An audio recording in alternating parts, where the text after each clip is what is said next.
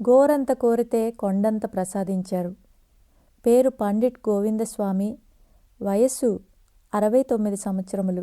ఊరు కొరాల్పాక్కం. నేను కాంగణూర్ షణ్ముగం గారితో కలిసి వచ్చి శ్రీ పూండి స్వామిని మొదటిసారి దర్శనం చేసుకున్నాను. అప్పటి నుండి తరచూ వారిని దర్శించుకొని నా కష్టసుఖాలు వారికి విన్నవించుకునేవాణ్ణి. శ్రీ స్వామి ఊది కుంకుమ పెట్టి శుభం కలుగుతుందని ఆశీర్వదించేవారు. ఒకసారి నేను శ్రీ స్వామి సన్నిధిలో ఉన్న సమయంలో ఒక గ్రామం నుండి 4-5 వారి దర్శనార్థం వచ్చారు. వారిని చూస్తూనే శ్రీ స్వామి, ఏమయ్యా, వాళ్ళు రాత్రి ఎందుకు తగులాడుకున్నారు? కట్టచీల ఉన్న బండిలో మంచి ఎద్దులు ఒకటిగా ఐక్యమత్యంగా వెళితేనే కదా చేరవలసిన చోటికి చేరగలిగేది, ఎందుకు అలా పోట్లాడుకోవడం అన్నారు.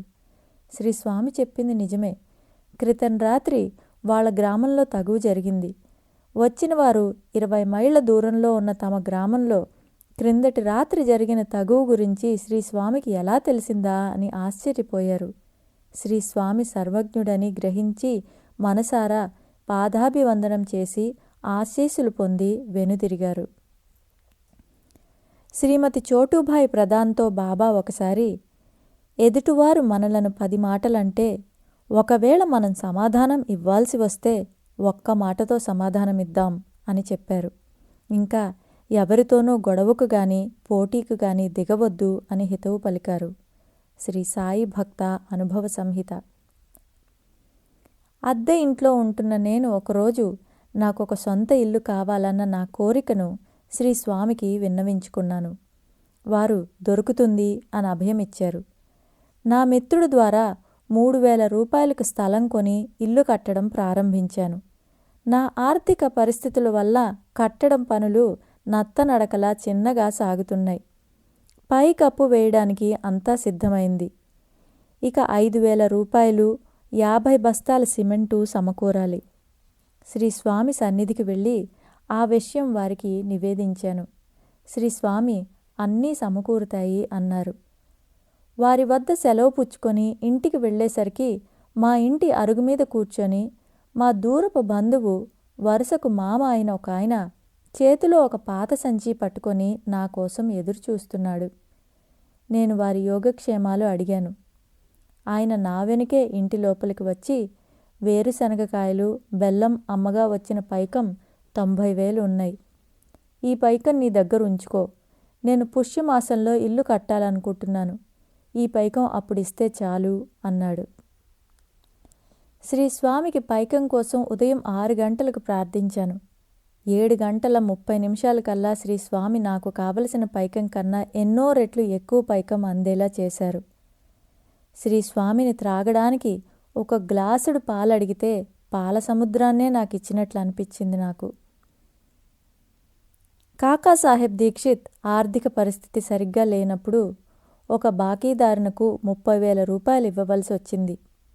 అప్పు తీర్చడానికి 4 రోజులే గడువు ఉండడంతో దీక్షిత్ మదన పడసాగాడు. కొండంత దేవుడు సాయిబాబా తనకు అండగా ఉండి ఆదుకుంటారని భావించి తన బరువు బాధ్యతల్ని బాబాపై వేసి నిశ్చింతగా గడపసాగాడు. కానీ అప్పు తీర్చవలసిన గడువు దగ్గర పడినా డబ్బు అందే అవకాశం ఏదీ కనపడలేదు. సరిగ్గా ముందు రోజు దీక్షిత్ ఆఫీసులో ఉండగా అతని సన్నిహిత స్నేహితుని కుమారుడు వచ్చి తన వద్ద 30,000 రూపాయలు ఉన్నాయని, ఆ మొత్తాన్ని ఎలా పెట్టుబడి పెడితే బాగుంటుందో తెలుపమని అడిగాడు. దీక్షిత్ మొదట పెట్టుబడులు, వాటి సాధక బాధకాల గురించి వివరించి, ఒకవేళ ఆ డబ్బును తన దగ్గర మదుపు చేసే ఆలోచన గనక ఉంటే తనను చివరిగా పరిగణనలోకి తీసుకోమని, అతని తండ్రితో ఉన్న సన్నిహిత్యాన్ని ఆధారం చేసుకొని లాభపడాలనే ఉద్దేశం తనకు ఎంతమాత్రం లేదని చెప్పి, ప్రస్తుత తన ఆర్థిక పరిస్థితిని దృష్ట్యా ఆ డబ్బును గడుపు లోపల బహుశా తిరిగి చెల్లించలేకపోవచ్చని కూడా నిస్సంకోచంగా చెప్పాడు. ఇదంతా విన్న ఆ వ్యక్తి అంత నిజాయితీగా ఉన్న విషయాలు ఉన్నట్లుగా చెప్పడం వల్ల దీక్షిత్కు ఆ డబ్బు ఇవ్వాలని నిర్ణయించుకున్నానని చెప్పి ఆ డబ్బును దీక్షిత్ స్వీకరించవలసిందని పట్టుపట్టాడు. దీక్షిత్ ఆ డబ్బు తీసుకుని గడువులోగా అప్పును తీర్చగలిగాడు. శ్రీ సాయి భక్త అనుభవ సంహిత. అభయం. పేరు శ్రీమతి కస్తూరి.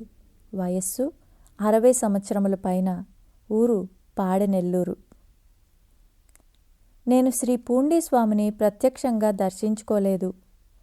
మా అన్న శ్రీ స్వామిని వారి భౌతిక దేహంతో ఉన్నప్పుడు దర్శించుకున్నారు. మా అన్నయ్య వివాహం కాకముందు వారి దర్శనార్థం వెడితే శ్రీ స్వామి, నీకు పర్వతంలో అమ్మాయి కుదురుతుంది అని చెప్పారు. మా అన్నయ్య వివాహం పర్వతకుమారి అనే పేరు గల అమ్మాయితో జరిగింది. శ్రీ స్వామి మా వదిన పేరును ముందుగానే తమాషాగా అలా సూచించారని తెలిసింది. మా అబ్బాయి పెళ్లి గురించి మా అన్నయ్య శ్రీ స్వామిని ప్రార్థించాడు. సముద్ర తీరాన ఉంది కోడలు అన్నారు శ్రీ స్వామి.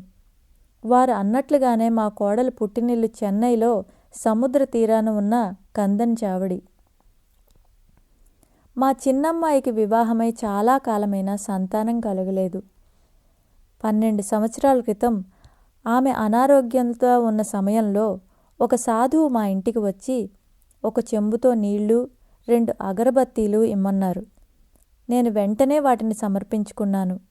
భయపడనవసరం లేదు, అమ్మాయికి తగ్గిపోతుంది అని 50 రూపాయల దక్షిణ కోరారు. మీకు తెలియంది ఏముంది స్వామి, నా దగ్గర పైకం లేదు అన్నాను.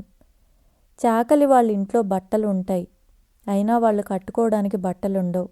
నీ కథ కూడా అంతే అలాంటిదే అని అన్నారాయన. ఆయన ఎందుకు అలా అన్నారా అని ఆలోచిస్తూ ఉండగా, పోనీ బియ్యమైనా ఇవ్వమ్మా అన్నారాయన. నేను బియ్యం సమర్పించాను. ఈ బియ్యం 3 తినడానికి సరిపోతుంది, తీసుకోమంటావా ఇచ్చేయమంటావా అని అడిగారు. తీసుకోండని అన్నాను నేను.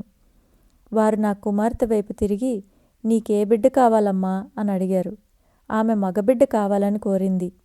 ఆయన వెంటనే, అబ్బాయి వద్దు, అమ్మాయి పుడితే నువ్వు బాగుంటావు అని చెప్పి దీవించి వెళ్ళిపోయారు. ఆ సాధువు చెప్పిన విధంగానే మా అమ్మాయి ఆరోగ్యం కుదుటపడి శ్రీ పూండీ స్వామి సమాధి చెందిన అనూష నక్షత్రంలో ఒక ఆడ శిశువును ప్రసవించింది. ఆ వచ్చిన సాధువు గురించి నేను మా అన్నగారికి చెప్పగా ఆయన అలా మాట్లాడేవారు శ్రీ పూండీ స్వామేనని అన్నారు. ఆ సంఘటన వలన నాకు శ్రీ పూండీ స్వామి మీద భక్తి విశ్వాసాలు నెలకొన్నాయి. గత కొన్నేళ్లుగా క్రమం తప్పక ప్రతి గురుపూజకు హాజరై శ్రీ స్వామిని సేవించుకుంటున్నాను.